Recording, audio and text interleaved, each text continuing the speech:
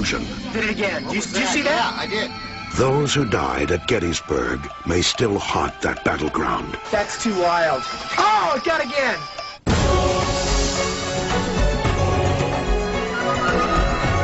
Cross this threshold to places of mystery.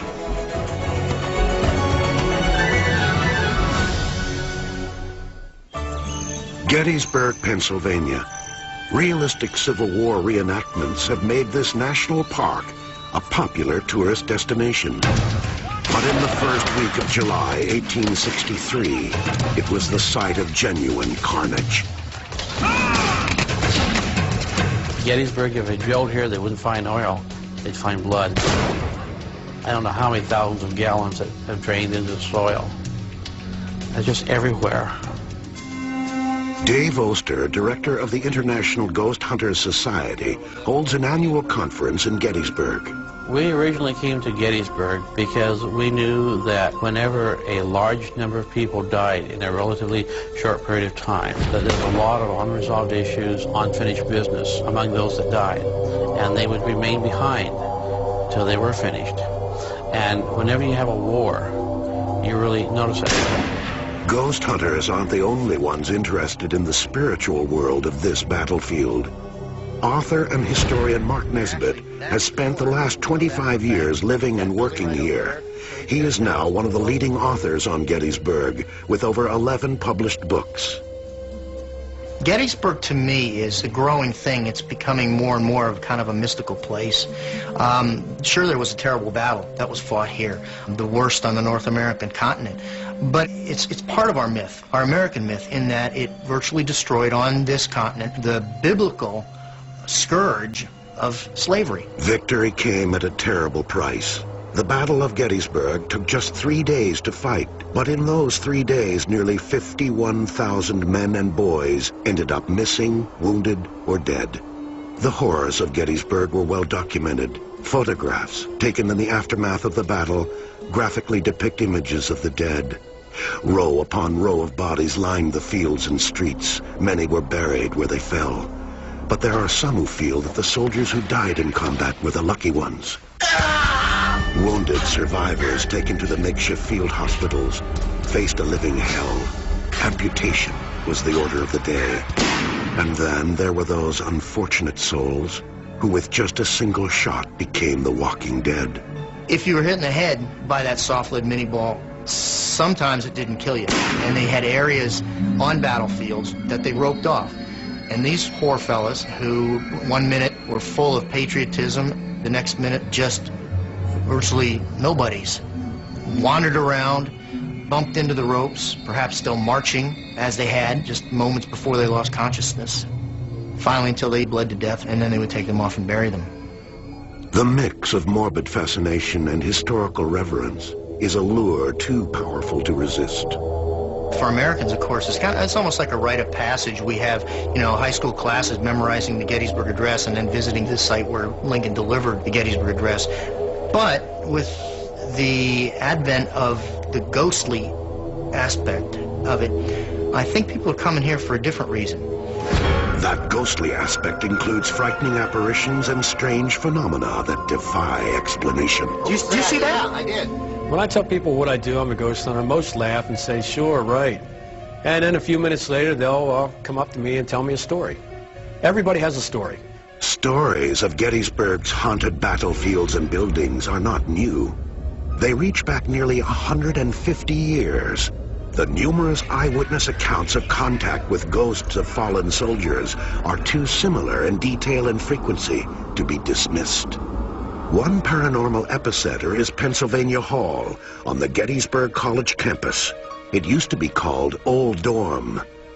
During and after the battle, Old Dorm was used as a field hospital. Here, hundreds, perhaps thousands of men suffered through crude and hasty surgeries. It is said the blood of Confederate and Union soldiers literally flowed through the halls. The Gettysburg College campus is rife with stories and legends of paranormal activity. But the scariest tale of all belongs to Old Dorm. two administrators were working late one night on the 4th floor, which is where their offices were. It was about 11 o'clock. They were tired, decided it's time to go. Got in the elevator, pushed the button for the 1st floor, which is where the exit was. What happened next was like being dropped through a tear in the fabric of time. As the elevator descended, it passed the 2nd and 1st floors, finally stopping at the basement level. When the doors opened, the two women were horrified by what they saw. The doors opened on a scene out of time and reason. It opened on a hospital, a Civil War hospital. There were men in corners moaning, groaning, trying to staunch the blood from their wounds, waiting for an operation. The surgeon was already working on someone, and apparently he looked up, recognized the ladies in motion for them to come in and help. The ladies were punching frantically at the buttons, trying to get out of this frozen moment in time. Finally, the doors closed. The women were so shaken, they instinctively rushed to the office of Timon Lynn, the Director of Safety and Security Operations for Gettysburg College. What they told Officer Lynn smacked of a practical joke. Or did it? They had a look that something was wrong. Quite frankly, I expected to go over and find either a fraternity prank or... I wasn't sure what to find, but I was thinking it was going to be a fraternity prank or something along that line. Went back to the Penn Hall. It was empty, and there's nothing. The mechanism of the elevator was fine. We checked the elevator, checked the basement completely. Given the scene that they described with the soldiers and the surgery and all this stuff going on, there's no way a prank could have been in there and out of there in the time from they reported to us till we walked across the street and found it. Officer Lynn knew these women well and took their report seriously. Their story doesn't change. It never did change any time we ever talked about it. And a lot of times you talk to people that maybe aren't sincere. The facts sometimes waver. They were pretty steadfast in what they said they saw and what they felt they saw. Dr. Charles Emmons is a professor of sociology at Gettysburg College, an expert on human behavior. Dr. Emmons believes that the actions of the two women lend credibility to their story. They didn't want to talk about it later. So it's not that they made it up, it's that they were afraid to talk about it. Why would they make it up and then refuse to talk about it? No single explanation can cover the variety of ghost stories that emanate from Gettysburg. When we come back, a guilt-ridden soldier begs forgiveness from beyond the grave. It is said that many of the fields, barns, and structures in Gettysburg are haunted.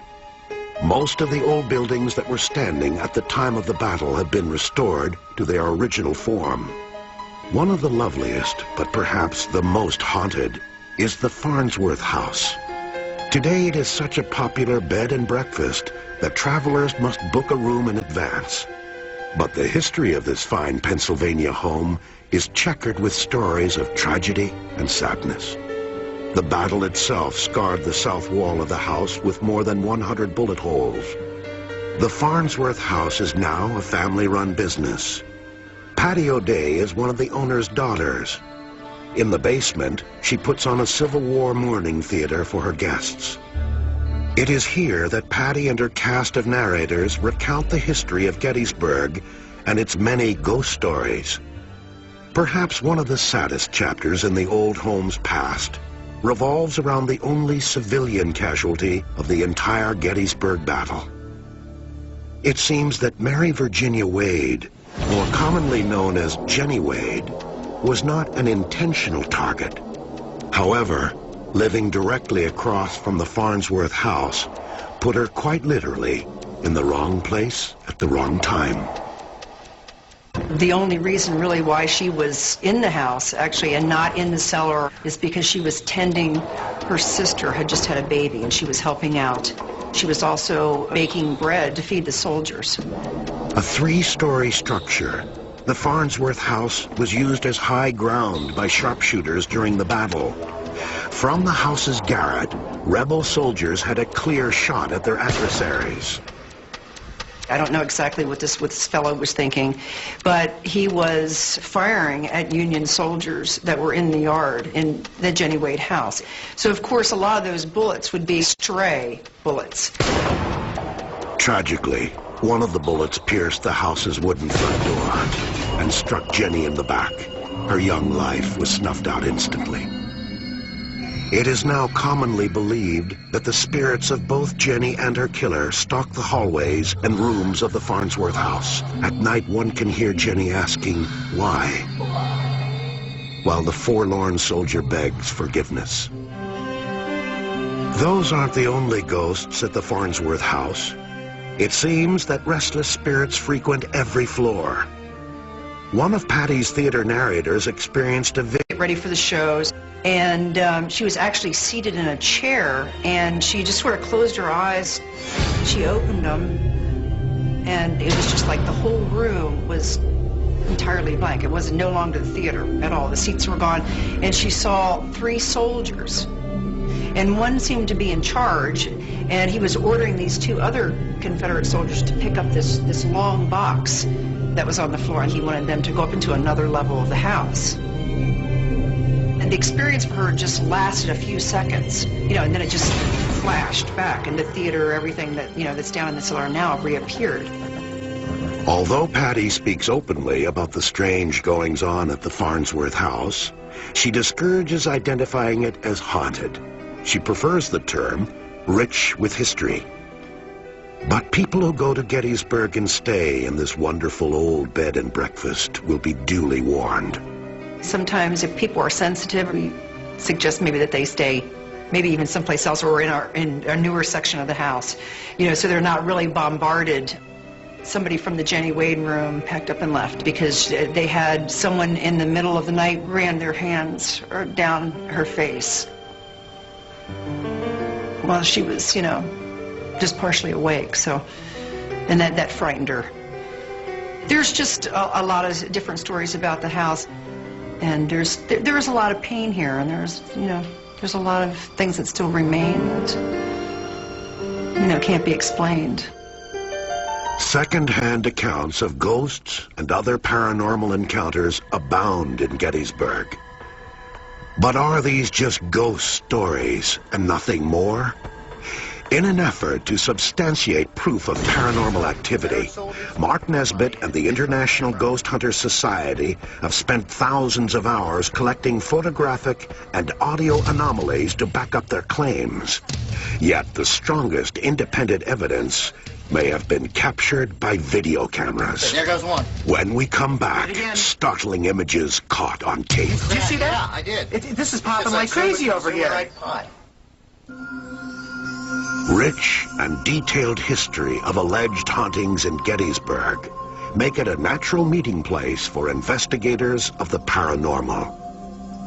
The International Ghost Hunter Society holds their annual conference here. When the speeches are over, they make it a practice to venture out into the fields and other haunted places. Rick Fisher is the founder of the Pennsylvania Ghost Hunter Society.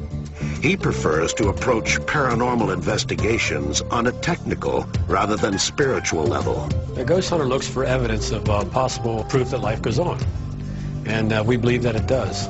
We find instruments that we can detect anomalies and things like that we believe to be spirits of the dead. Gettysburg is very haunted because of the tragedy that occurred here during the Civil War. And it's not uncommon to go on any parts of the battlefield and get strange photographs, experience equipment failure, things like that. Fisher claims that recent developments in consumer technology, such as the digital camera and the voice recorder, have finally provided the average ghost hunter with equipment capable of recording visual and auditory anomalies. Science tells us every human emits electromagnetic fields.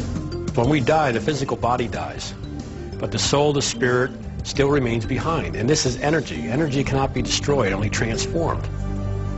This is a digital camera. These are great for filming paranormal activity. It uses a computer chip.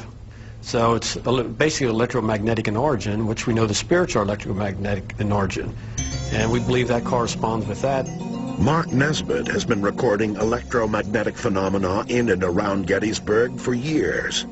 Some of his most startling documentation of ghostly entities has been recorded on digital tape, a process referred to as EVP. EVP is electronic voice phenomenon. Approximately 60% of all the paranormal experiences are auditory. Perhaps it's easier for the energies to communicate on an auditory level with the electromagnetism and the electricity in your brain. Maybe we're antennas. The thing that gives me the so-called willies is the EVP. When you can actually hear someone and hear voices and communicate and hear them answer your questions, to me that's a little scary. And then there are the thousands of photographic oddities, most commonly referred to as orbs, that consistently appear in the camera viewfinders, videotapes, and photographs of professional and amateur ghost hunters. Mark Nesbitt invited our crew along on a ghost hunting expedition in, of all places, the attic of his office. Now, what's happening here is that we've been taking pictures off in that direction, okay? And wouldn't it be great for you to get some of those things floating around up there? The results were startling. All right, ready? I'll turn this up too. Michael, I saw two to the left of you. That's exactly what I saw. Did you Get really? out. I swear I thought it was something... Yeah. Does he have a camera in his hand? It's off. I have a camcorder, yeah. Did it again. Just saw it. Did it again. That is too freaky. Did it again. Did you see that? Yeah, I did. This is popping like crazy over here. We've slowed down the tape to take a closer look at these flashes. Notice that they could not have been projected from one single location, since the flashes appeared simultaneously in the viewfinders of two separate cameras. That seems to rule out technical problems as a possible source. It's ice cold right here. It's ice cold right here. Oh, there, where again? Yeah, right where you said it was ice cold. Right here. Yep. I could feel it. Oh, that's too wild. It's like Evidence of ghosts or not, what was witnessed in the attic of Mark Nesbitt's office was very unusual, to say the least. We later found out that Mark's office was in a building occupied by Confederate sharpshooters during the Battle of Gettysburg. Many of those soldiers died in his attic. Later that night, our crew joined Dave Oster and Rick Fisher for a traditional ghost hunt in a Civil War cemetery. What I'm looking for is any type of white light. Normally the orbs of light are above, around some of the tombstones. And they show up like a sphere. Okay, there's one here. I can feel it. I don't see anything yet. Okay, we got one. Just to the right over here. The orb right there. And the digital technology is fantastic because it eliminates developing and processing flaws. Remember, the spirits are electromagnetic in nature. A digital camera can record the presence because they're electromagnetic. I mean, they're both working on the same format. Oh my goodness, we're getting them. They're here. Just right here, the big one here, some up there, like a whole bunch of small ones coming out around it. The results we got were intriguing, and Rick Fisher's digital camera provided us with even more pieces of the paranormal puzzle. Rick Fisher set up a camera upstairs in one of the evenings he spent here in my office, and he just let it run for an hour and walked away. About 30 seconds left in the tape. You see two of these orbs, one going from the bottom right corner up towards the upper left-hand corner, and another one right after it. And in a whisper, you can hear a voice say, "Catch me." We took the video Mark just described and slowed it down to half its normal speed. In addition, we boosted the audio to 4 times its normal setting. Watch, listen, and decide for yourself.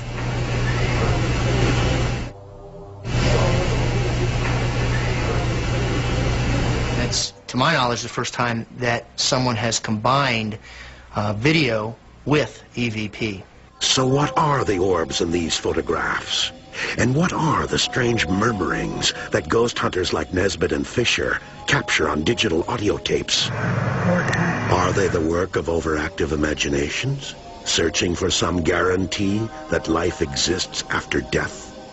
Or are they something from beyond the grave that we are just beginning to understand? Why should this be a trivialized phenomenon when it may change our whole view of the universe and the nature of human beings? it is something truly amazing, and that it's just way beyond our ability to comprehend it.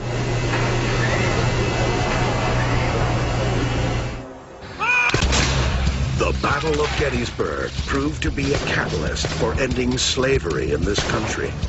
It also spawned one of the most beautiful documents of all time. President Abraham Lincoln's Gettysburg Address spoke of a new birth of freedom, for the people shall not perish from the earth. But what of the scores who perished on both sides of the conflict? Why do the spirits of fallen soldiers seem to linger in Gettysburg? Is it true old soldiers never die, they just fade away? Soldiers would say from opposite sides, see you in hell, Johnny. Johnny River, see you in hell, Billy. Billy Yank. They believed that they were doing something horrible and sinful by killing one another here. And perhaps there still is that fear of judgment. And maybe that's why they cling to this place called Gettysburg.